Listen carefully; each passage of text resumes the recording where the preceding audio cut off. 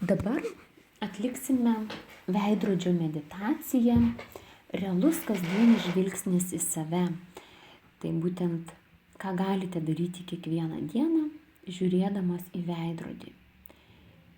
Taigi susiraskite veidrodėlį, paimkite jį į rankas, pasiruoškite jį taip, kad galėtumėt save matyti veidą.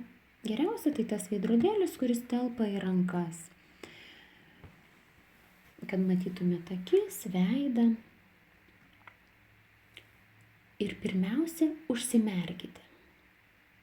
Sutelkite dėmesį į kvėpavimą.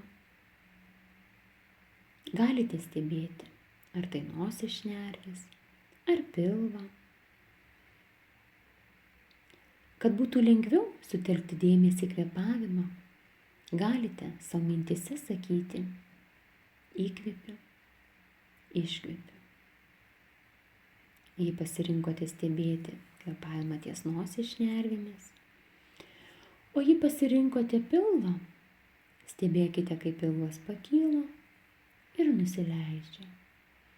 Jei matote, kad mintys kur nors nuklysta kitur, nebarkite savęs, o padėkokite savo už dėmesingumą ir grįžkite prie kvėpavimo stebėjimo.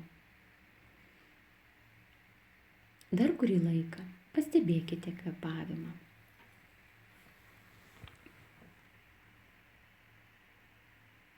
Dabar pereisime prie minčių stebėjimo.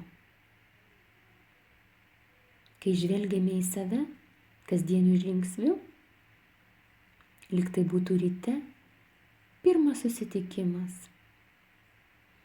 ar vakarinis dantų valymas. Galite prisiminti savo jau girdėtas mintis apie save, arba galite stebėti savo mintis, tiesiog kylančias čia ir dabar, stebint save. Dabar atsimerkite ir žvelkite į save kasdieniu įprastu žvilgsniu. Leiskite mintims plaukti apie save pasroviui, lyg jos plauktų upe. Tik kiekvienai minčiai duokite etiketę. Pavyzdžiui, jeigu norite pakeisti kažkokius planus, įvardinkite, jeigu išvaizdos pokyčius ar plaukų kirpimas, dažymas, antakiai, planavimas, įsivardinkite. Jei abejojate, kas yra su veidu, tai etiketė gali būti abejonė. Jei vėl imate vertinti save, kaip atrodo, uždėti etiketę vertinimas. Jei save lyginate ir tie palyginimai eina negražūs, tiesiog palyginimas. Gali būti fantazijos, įkyrios mintis ir kritika savo. Galite duoti ir kitus pavadinimus. Svarbiausiai minčiai uždėti etiketę ir ją paleiskite. Nelikite prie tos minties. Tas visas mintis, etiketės užrašykite ant lapų, kurie plaukia upe. O jūs esate tik stebėtoja savęs ir minčių. Jei mintis ima kelti neigiamas emocijas, uždėkite tą etiketę ant lapo ir paleiskite pasroviui. O dėmesį galite pernešti į kvėpavimą. Kai pasijusite geriau, tęskite. Tas neigiamas mintis surašykite. Galite pajusti, kaip jūsų dėmesį prikausto tam tikros įkyrios istorijos. Apie antakius, apie nosį, apie spuogus, apie korekcijas. Galite toms mintims duoti juokingą pavadinimą. Kaip pavyzdžiui, aš nekenčiu savo nosies dainelę, niekada negana, baisos pabaisos melodijos, raukšlių karalienės hitų hitas, ar veidrodėlį, kas pasaulyje gražiausias, Spuogai laukite tęsinio. Noriu to ir ano dainelė. Kai jau pakankamai prisiklausysite tų įkyrių hitų, apgalvokite savo ir įvairiapusę patirtį.